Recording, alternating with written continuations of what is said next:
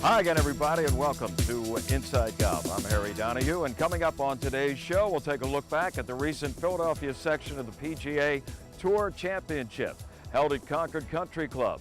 And the winner, well, it came down to the last 3 holes, and the winner came from the Ace Club. That's a little bit of a clue as to who that winning champion was. Also in Montgomery County recently, they made an announcement, a big one, regarding the return of the Symetra Tour to the Pottstown area.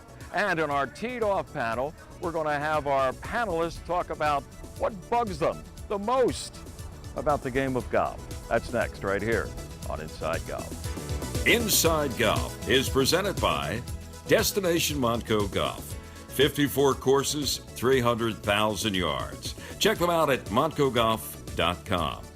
By the First Tee of Philadelphia. The First Tee helps young men and women become better golfers, but most important, better people. Get involved. Visit thefirstteephiladelphia.org. By the Golf Association of Philadelphia, GAP, celebrating amateur golf since 1897. By Jersey Man Magazine, it's a Jersey way of life. And by Philly Man Magazine, bringing it to Broad Street. By the Haverford Trust Company. Quality is in our DNA. And by Inside Golf's partner since 1998, the Philadelphia Section PGA, experts in the game and business of golf. Take time to thank your local PGA golf professional. When I got back from the Gulf War, I was afraid to leave my house for 5 years. Clearview Hope and Renee Powell saved my life. When I started Clearview Hope, I wanted to do all that I could to help our nation's women military veterans. Renee, with golf, you have empowered all of us, and we just cannot thank you enough. The best stories end in thanks. Share your story at ThanksPGAPro.com.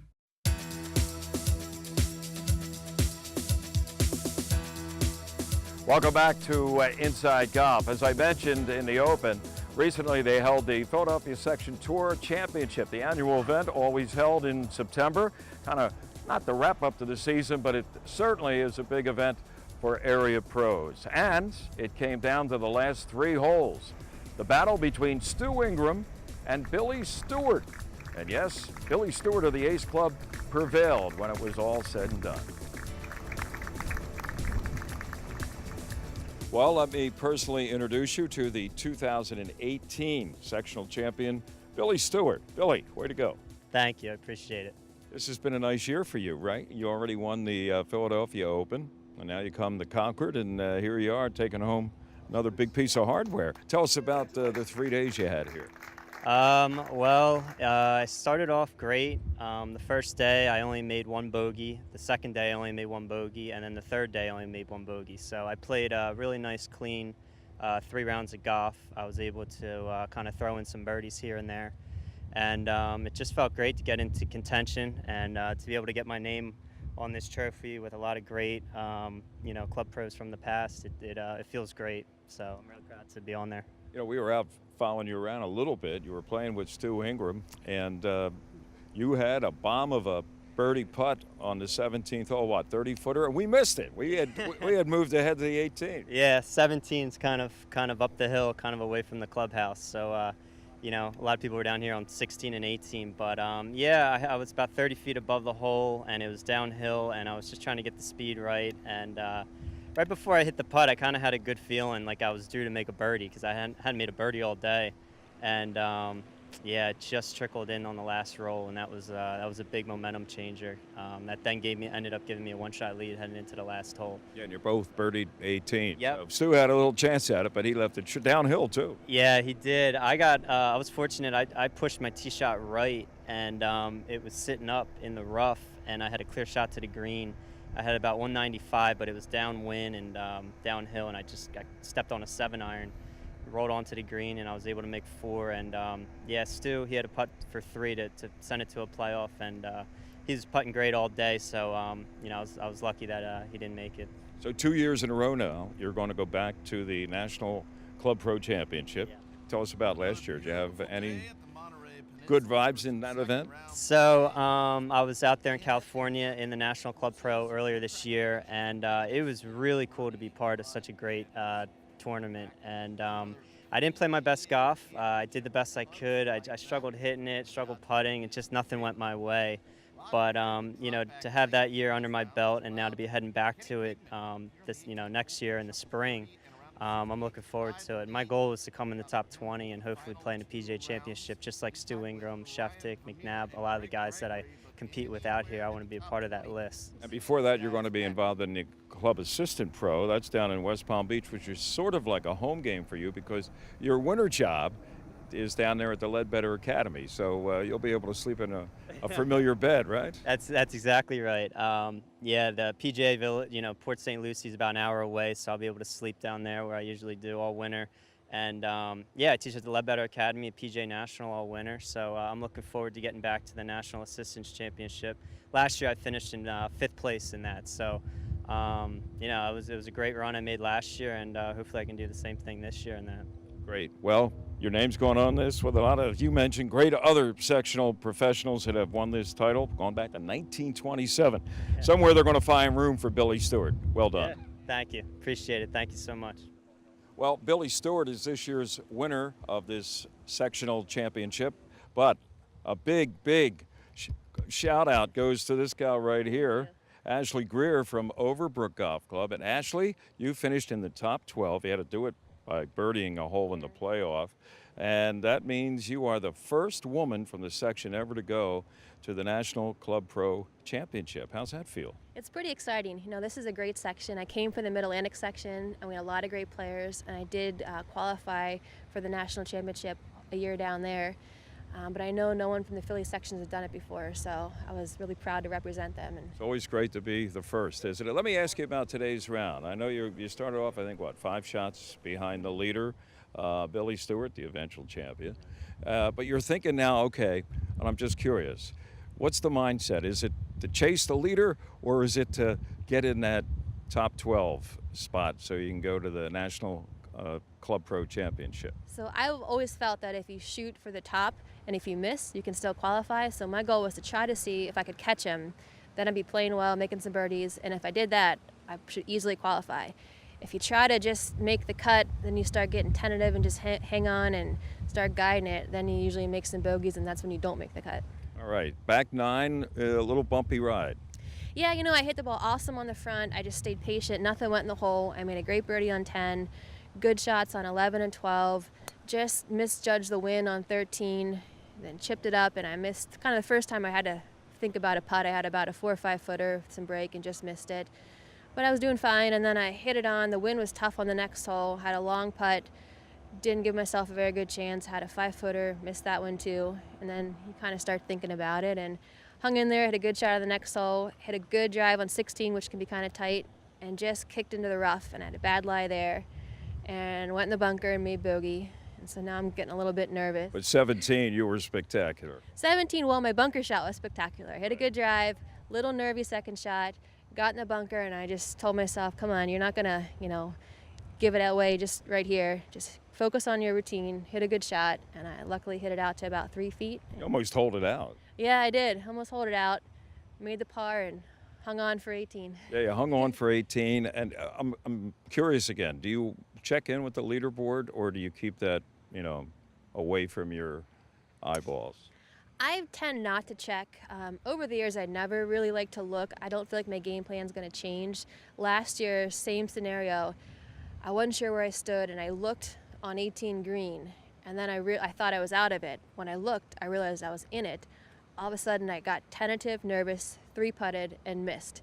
So I'm never going to make that mistake again. I'm just going to keep playing my game and whatever happens. So you went to the playoff. There were 5 golfers looking to fill one of 3 spots, and you birdied. You birdied the first playoff hole, so you're in. I'm in. Finally, I hit an awesome drive. I was really focused, good second shot, and I just hit it. I've been putting good all day. Just nothing really went in, and luckily the most important one went in, so it was easy from there. Now you're headed to South Carolina next April, I believe, right? I am, yeah. My sister lives down there nearby, so it'll be cool to hang out with her. and to go back to the national championship. I've made it once before, and it's an awesome event. It's great to represent the PGA of America and your club, and they treat you like tour players out there, so I'm really looking forward to it. Everybody at Overbrook's cheering for you, you know that. I have an awesome membership that's so supportive. My head pro, Eric Kennedy's awesome to let me come play.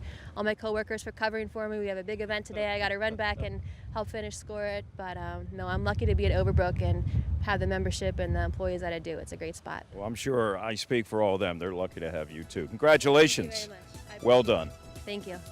Well, congratulations again to Billy Stewart and several other local pros. It's going to be a big spring for them in 2019. They'll all be participating in the National Club Pro Championship.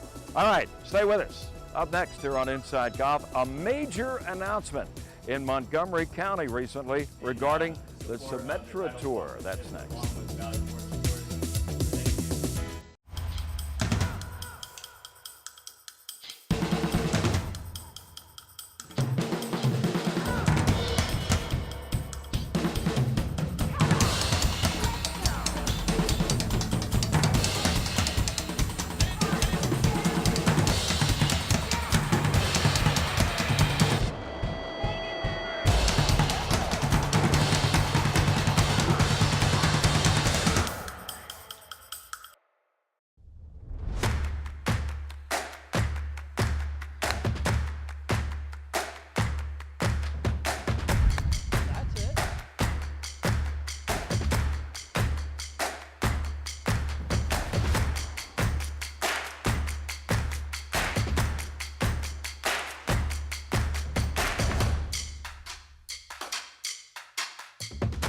The first tee of Greater Philadelphia, where golf is more than a game.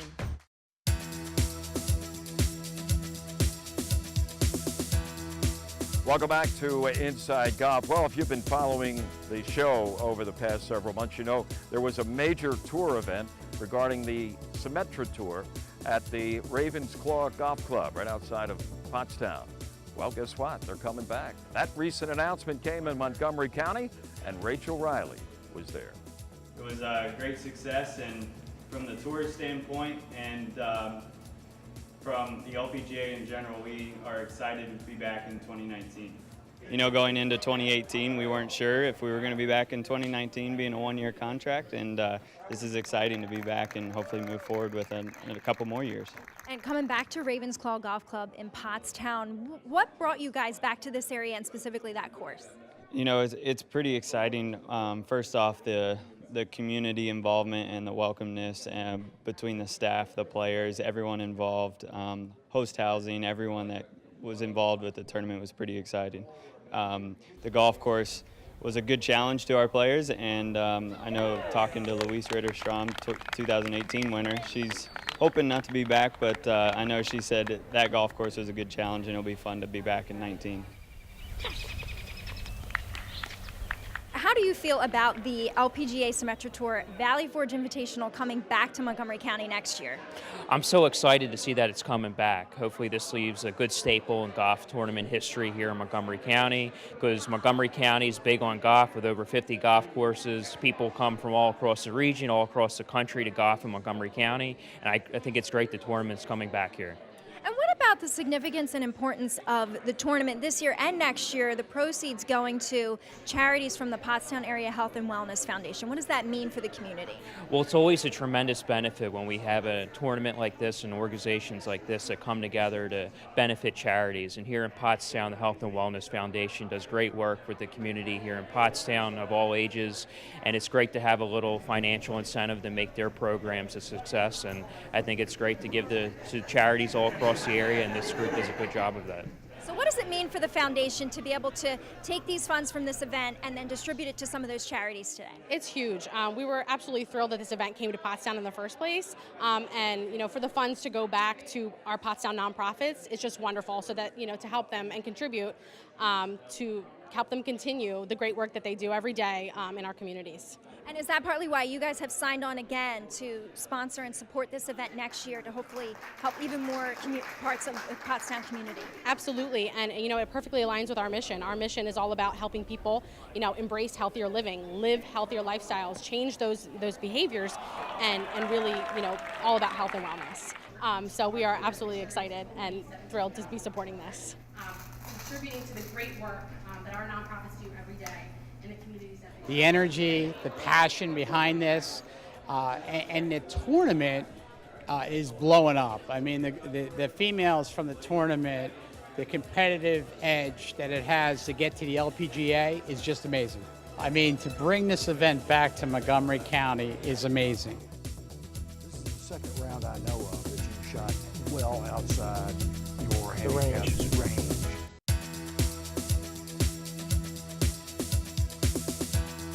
Welcome back. Inside Golf now continues with Teed Off, and we are teeing off with this segment today at the beautiful Bluestone Country Club. We're in the grill room right at the Bluestone Country Club locker room, and boy, they redid this room back in May. It's beautiful, and look at the view of the golf course out there. Couldn't ask for anything better location-wise, and a championship venue at Bluestone Country Club. Panel today consists of the host pro here at Bluestone. Chris Gardner's back with us. Thank you, Harry. Good to see Glad you, to be here. Chris. Yeah. Oscar Mestry, member of Overbrook Golf Club, also member of the GAP, Golf Association of Philadelphia Executive Committee, and a defending Chapman Club champion. Good to see you, Good to Oscar. see you, Harry. And from myphillygolf.com, Joe Logan. Needs no other introduction. One of my favorite parts of spending a lot of time at the Jersey Shore is a certain newspaper, the Herald. It's a weekly newspaper. A lot of you probably go to the shore. You know exactly. You pick it up at a convenience store or whatever. And they have a segment every week. It's actually about 3 pages long called Spout Off. And it's usually just a paragraph from maybe 100 different people down at the shore, either complaining about something or praising something. Anything. I mean, they'll talk about their neighbors' dogs, lifeguard, whatever it is. Spout Off. It's a great read. So I thought maybe Chris and Oscar and Joe, we would have our own version of Spout Off. Not talking about the Jersey Shore, but talking about the game we love. So Joe, you're the first to spout off. Go ahead. I would say what sticks in my craw for the moment is sandbagging. I play in a lot of handicap events now, and if you come up against somebody with a pretty high handicap, if you got to give some guy 2 shots a hole, then from time to time he's got to hit a pretty crappy shot to justify those. Time to time. There's nothing worse than playing some guy he's hit a tee shot and a second shot, and he's up around the fringe, on the fringe of the green, lying nothing. And now that's pressure, Joe. It's pressure. Really? And how many holes of that do you take before you finally say, hey, wait a minute, you know? Or does that make you look like, you know, the angry grouch, you know? Oh, like I don't mind that. complaining about that. Yeah. You're used to that. I have played a couple times where I'll say to somebody like, 2 shots a hole, huh? You know, that's. But doesn't it give you a lot of satisfaction when you beat that person? Yeah, but it's hard to beat over somebody the course of 18 holes. Yeah, it is. It very rarely happens. I know. I love it when they're having their career round against you, right? Oh, yeah. I've never played this well. I'm having my career round. I lost a hole the other day. I lost a match on the end. Net double eagle the guy made on the last hole. And I'm thinking, okay. Yeah, but luckily, I would think, let's be honest, sandbagging isn't maybe as predominant as some people may think. Sandbagging is a present company excluded. Yeah, I mean, it's a harsh term. There are instances where people's handicaps creep up just a little bit. And there are certain clubs where that's the culture of the club. I can remember playing a club once and play with these guys in the end of the round. They were all good golfers. And at the end of the round, we went around the table and I was asking them what their handicaps were. It's one guy had like a 15 and a 16. And I was like, wait, you just shot 81. What, you got a 15? Career round. Yeah, I know. I've actually, the handicap chairman where I'm a member, I played once with him, and another guy in the group had a really high handicap, and he shot a really good round. And when we walked off the green, the handicap chairman said, "This is the second round I know of that you've shot well outside your handicap's range. If it happens again, you won't be playing in any events." So you can get called out on it, but, you know. Oh, yeah, I know. Oscar, how about your spout off? Well, aside from that one, no. Yeah, right. Aside from sandbagging. Now, I think that, one of the things playing a lot of competition, tend to really be sensitive to is course conditions. And I think that more and more we see, superintendents that maybe by the direction of the membership are given the just keep it green, instructions. And, and I just think that people don't really understand a little brown is okay. And you do want, surface conditions to be firm and faster. And nobody wants to have mud balls. No.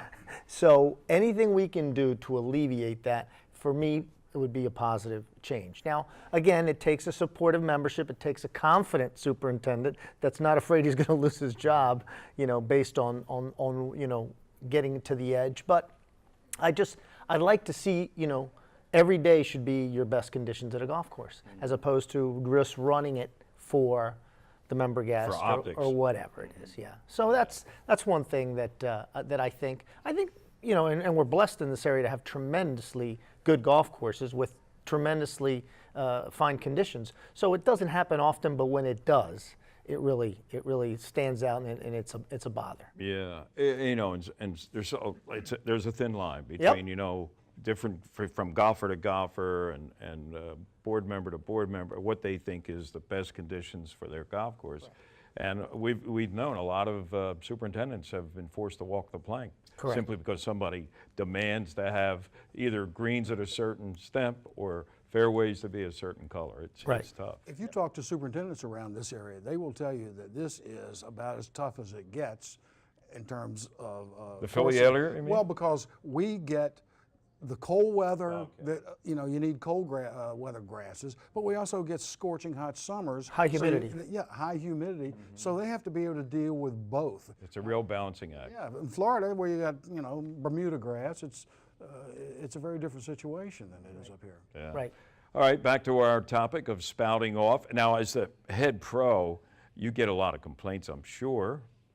Most pros, so not any more than any place else. Yeah, not your I've members, heard other pros when that you get travel complaints, around, but not our members. Well, give me a spout off, non-member related, maybe. Asking for a friend. No, well, first of all, what I was going to say to you is on the sandbag comment. I've told numerous club members if I were playing in net events, I would want to finish second in every net event I ever play. No target on the back, just finish nice under the radar. If you win enough events, obviously you get a lot of eyes on you, but. As far as me spouting off, my game, it's about the etiquette of the game. Probably the most complaints I get here from our membership would be about divots, ball marks, raking the bunkers, and that goes without saying. I mean, how do you teach a player who's played the game for 25 years to how to reteach them to rake a bunker? You hope it's just innate that they know what to do. But yeah, finishing a great drive down 17 or something, and you got the nice second shot coming in, but you're sitting in the middle of a divot, that's a shame. Yep. So that would be probably my biggest pet peeve, as well as the one I probably hear the most from here. And then goes hand in hand with pace of play. I think it's a topic that the PGA, Golf Association of Philadelphia, everybody's looking into. How do we make the game faster? And I like that the rules of golf are going to be changed to try to help pace of play a little bit. Yeah, that'll change things.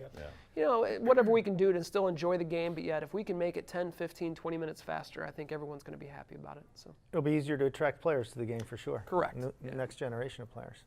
Well, I would like to hear from some of you viewers out there in a spout-off form. Let us know some of the things you'd like to spout off about the game of golf. You can contact us at insidegolf.net. I may be opening up a can of worms, but hey, it's worth taking a look at. All right, thanks guys for your spout-offs. We'll be back. More of Inside Golf in a moment.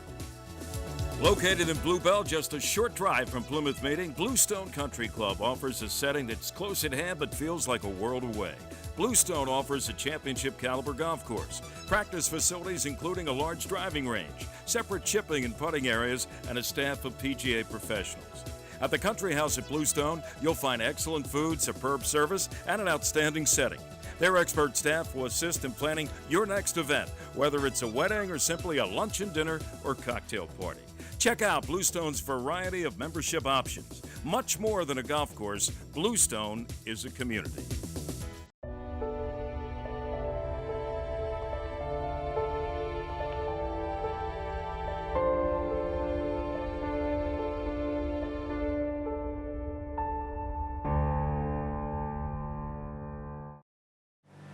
Everyone knows the five senses. But what if we told you? There's more. An elusive sensation. Coaxed out only under ideal circumstances. We can't fully describe it, but you'll know it. When you feel it. We call it the ultimate driving machine. Take advantage of exceptional lease and finance offers today.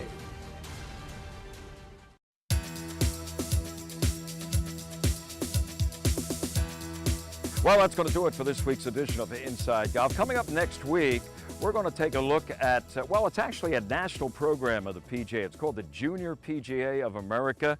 It's very much alive and vibrant in the Philadelphia section.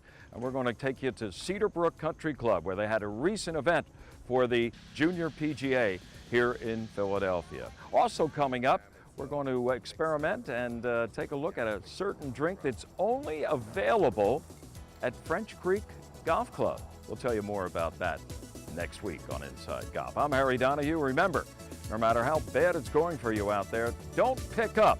See you next time on Inside Golf. Inside Golf is presented by Destination Montco Golf. 54 courses, 300,000 yards. Check them out at montcogolf.com. By the First Tee of Philadelphia.